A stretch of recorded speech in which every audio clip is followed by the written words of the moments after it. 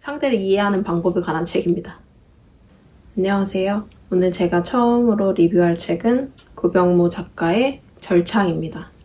우선 저의 리뷰는 크게 유익한지는 모르겠어요. 제가 좋았던 구절이나 느꼈던 점들을 간단하게 리뷰하는 그런 영상으로 봐주시면 감사하겠습니다. 저는 파과를 통해서 구병모 작가님을 알게 되었는데요. 사실 읽지는 못했어요. 파과도 사실 무슨 뜻인지 몰랐는데 절창도 무슨 뜻인지 모르겠어서 사전적 의미를 검색해보니 절창의 뜻은 뛰어나게 잘 지은 시, 또 혹은 칼이나 유리 조각 따위에 예리한 날에 베인 상처, 두 가지의 의미가 있어요. 시와 상처 중에 어떤 의미일지는 모르겠지만 궁금했던 책이어서 한번 읽어보았습니다.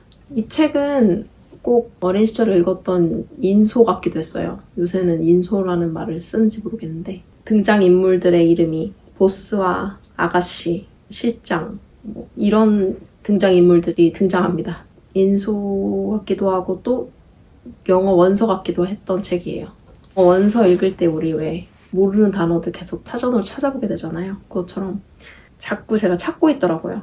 그냥 읽으면 좋겠는데 정말 태어나서 처음 들어본 그런 용어들을 많이 접했습니다. 아무튼 그러한 특징이 있다. 일단 큰 스토리는 정체 모를 어떤 보스의 집에 고용된 40대, 50대 여자 주인공의 시점으로 진행이 되는데요. 그 집에서는 굉장히 잔인한 장면을 목격하기도 하고 아가씨라는 또 정체 모를 어떤 젊은 여자가 상처를 만지고 읽고 정말 미스테리해요. 이게 무슨 얘기야? 뭐 이거 무슨 초능력자야? 이런 생각을 가지면서 내가 생각했던 책이 아니네 하면서 읽게 됩니다. 그러던 와중에 언어의 본질에 대한 이야기가 나와요. 되게 뜬금없죠? 판타지 같다고 했는데 41쪽에 보면 말하기와 듣기, 쓰기와 읽기란 비록 그것으로 인해 변하는 실제가 없음은 물론 그것이 거쳐가는 길이 모순의 흙과 불화의 초목으로 닦이고 마침내 도달하는 자리에 결핍과 공허만 남아 영원한 교착 상태를 이룬다 한들 그 행위가 한때 존재했다는 사실만으로도 누군가의 영혼이 완전히 부서져 버리지 않도록 거두는 법입니다. 언어의 본질과 역할을 두고 명멸하는 무수한 스펙트럼 가운데 그것만큼 괜찮은 구실이 또 있는지 나는 아직 알지 못합니다. 이 내용은 지금 말하기와 듣기, 쓰기, 읽기 언어가 전달하고자 하는 것들이 실제하지 않다는 거예요. 그래서 실제하지 않아서 말하는 것이 공기 속에 흩어지기도 하고 또 쓰는 것이 종이처럼 구겨버리면 끝이고 듣고 읽는 것이 무형의 어떤 것이죠. 실제로 남아있지 않죠. 그래서 우리가 읽는 것에 시간을 쓰는 것을 두려워하기도 하는 것이기도 하고요. 근데 그런 것들이 그냥 사라지는 것이 아니라 우리의 영혼에 뿌리 박힌다 라는 내용인 것 같아요. 언어들이 가져다주는 것들로 우리는 배우고 쓰고 또 읽고 들으면서 우리의 영혼을 그런 것들로 가치를 가득 채웠을 때 과연 그러한 영혼을 쉬이 부실 수 있을까? 그 어떤 것이. 결국 우리가 무너지는 것도 말에 무너지기도 하고 또 어떤 상황에 무너지기도 하고 우리가 타격을 받는 것 또한 무형의 것일 수도 있어요. 그러면은 그 무형의 것을 어떻게 대처하느냐. 우리 속에 무형의 것들로 같이 채워놨다면 무형의 것으로 공격받았을 때 조금은 더 단단한 상태이지 않을까. 조금은 덜 무너지지 않을까. 그런 생각을 하게 됐습니다.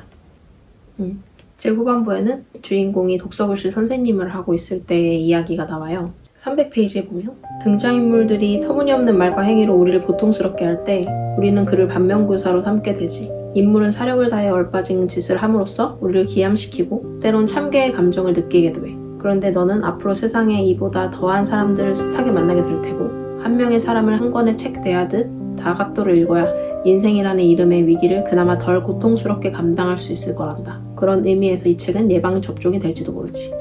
책이 예방접종이라고 표현하고 있어요. 우리는 가끔 이해할 수 없는 책들을 만나기도 해요. 특히 저는 고전에서 그런 걸 많이 느껴요. 너무나도 유명한 고전 소설이라고 해서 읽어보면 이게 도대체 왜 유명할까 할 정도로 시대적으로도 너무 현재와 지금 맞지 않고 인물의 행동이 이해되지 않고 잔인하기도 하고 어떨 때는 되게 노골적으로 표현한 그런 책들을 보면서 내가 이거를 왜 보면서 불쾌감을 느껴야 하지? 이걸 내가 왜 읽어야 될까? 차라리 더 마음이 평안해지고 시를 읽든지 좀 더 긍정적인 책을 보면 나에게 더 도움이 되지 않을까? 이런 생각을 하게 되기도 하는데 이러한 것들이 간접 경험이라고 말하고 있는 거죠. 우리가 많은 일들에 공격을 받게 되는데 사실 고전 소설의 그 인물처럼의 그런 큰 고난이나 고통은 사실 올 일이 별로 없어요. 하지만 그들이 어떻게 대처했는지, 어떻게 행동했는지, 또 아니면 비극적으로 이야기가 끝나기도 하더라도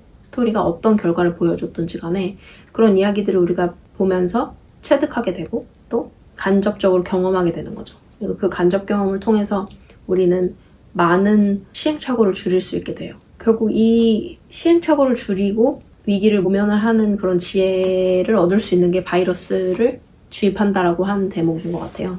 그래서 책은 때로 이해할 수 없고 폭력적이고 또 무의미하기도 한 것 같아 보이지만 이런 간접 경험을 통해서 뭐 세상의 바이러스에 대처하고 있는 건지도 모르겠어요. 그리고 또 우리가 다 모두 폭력성을 가지고 있어요. 사실 속에는. 이러한 폭력성이나 내 생각의 비합리성 이런 것들을 어디다 내놓겠어요. 우리의 이런 이 분노를. 이 책에서 터뜨리고 있는 이 주인공들을 보면서 이들이 대신 우리를 위해 해소해주고 있는 거기도 하죠. 그런 창고로도 쓰이기도 하고 그래서 반드시 이해하려고 하지 않아도 우리는 이 속에서 배우고 있다는 것이에요. 또 마지막으로 후반부에 등장하는 내용 중에 상처 없는 관계라는 게 일찍이 존재나 하는 것인지 나는 모르겠다. 상처는 사랑의 누룩이며 이제 나는 상처를 원경으로 삼지 않는 사랑이라는 걸 더는 알지 못하게 되었다. 상처는 필연이고 용서는 선택이지만 어쩌면 상처를 가만히 들여다봄으로 인해 상처를 만짐으로 인해 상처를 통해서만 다가갈 수 있는 대상이 세상에 있는지도 모르겠다. 우리는 모두 상처를 가지고 있죠. 상처의 크고 작음은 있겠지만 그런 상처들을 우리는 누구한테 제일 많이 주는지 생각해보면 보통 제일 사랑하는 사람에게 주게 돼요. 뭐 가족이 되거나 연인이 되거나 친구가 되거나. 이 책에서는 상처를 들여다보라고 얘기해요. 여기서 아가씨라고 불리는 등장인물도 상처를 만지는 역할을 하죠.